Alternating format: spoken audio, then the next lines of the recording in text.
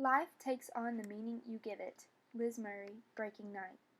In Breaking Night, we are told by Liz Murray her journey through life as a homeless teenager to Harvard graduate.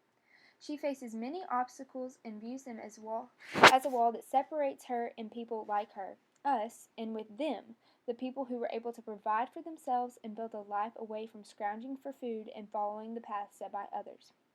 Liz, throughout the book, shows her double perspective on life. Her ability to look at a certain situation and know that that's not what she believes or wants, and her need for food and shelter compromising those beliefs to get her basic needs. Liz sees many societal issues that still plague our world today, like the use of drugs and alcohol, abuse, mental and physical, AIDS, racism, poverty, hunger, and the corrupt school system of many high schools.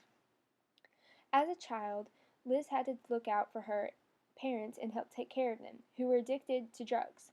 They constantly took advantage of their welfare checks to buy more drugs instead of providing food for Liz and her older sister Lisa. Liz would skip school because she liked having a close bond with her parents, who she confused their need for her to be a lookout when buying drugs with attention and care. Liz soon fell behind in school, and her hatred for school grew deeper. Every time she returned to school, teachers didn't remember who she was viewed as hopeless, and she was made fun of because of her lack of cleanliness. Besides hunger and poverty, Liz experienced as a result of her parents' addiction, abuse. Liz's mother frequently found other partners other than Liz's father, and this led to sexual abuse that Liz went through. Because of her mom's frequent drug usage and many mates, her mom contracted AIDS, the cause of her slow and exhausting death. When Liz had enough of her mother's sickness, watching her be abused from her new boyfriend and the school she had no desire to attend, she ran away with her friend Sam. Liz's homelessness required her to live off of others, thus was needy for the essentials of life. Liz experienced more abuse and run-ins with drugs while living on the streets and in a hotel with her boyfriend Carlos and Sam. They relied on each other to find a place to stay and food for each day. Liz was starving, not just for the food, but for family and a life where she wasn't living moment to moment, but for a hopeful life, for a future. When Liz's mother died, she rekindled with her father, who now lived in a shelter, and her sister, who still lived in the apartment her mother had lived in with her boyfriend. Liz felt the loss of her mother deep inside. She was reminded constantly through her sorrows how her mom regretted not finishing high school and had run out of options in her life. Her mom said she had felt stuck.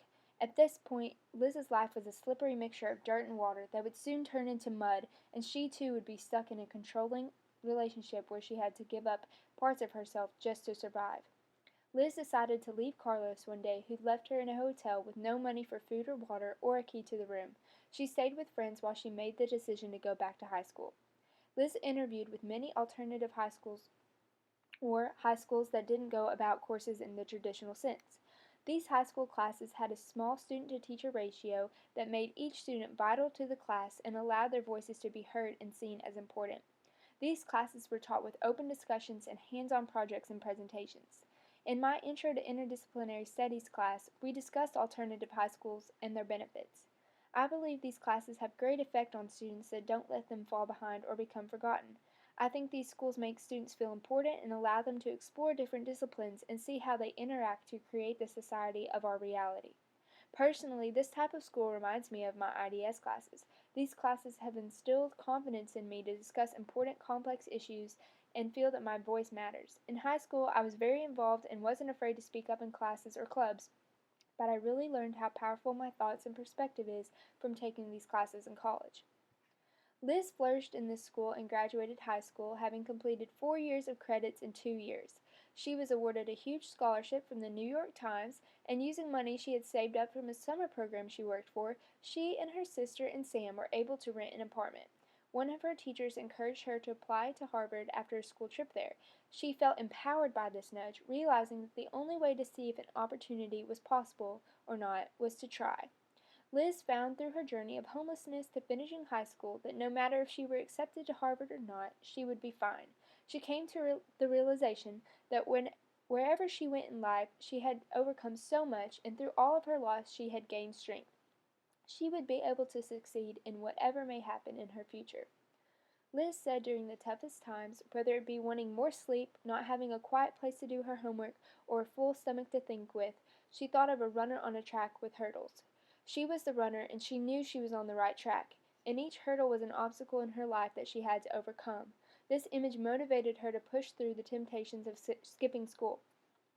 Her realization of newfound strength was the result of just one more obstacle and hurdle she had overcome on her track to graduating school. Liz broke down the wall of fear, hunger, discrimination, and homelessness to achieve the goals she set. We can all learn from Liz's story. We create the reality we live in. One quote that Liz kept with her at all times was on her mom's Narcotics Anonymous coin. God grant me the serenity to accept the things I cannot change, the courage to change the things that I can, and the wisdom to know the difference. I've heard this many times, but in times of fret and aggravation, it reminds me to either let go of hardships of life or get up and do something about the things I wish I could change. It's our responsibility to ourselves to get what we want done. In high school, Liz gave a presentation on AIDS, and now Liz has started a school for homeless teenagers in New York. She is an example of her own sermon on life. Get up and change what you want to see changed. Don't be tempted to let your past define your future. Think instead, what if?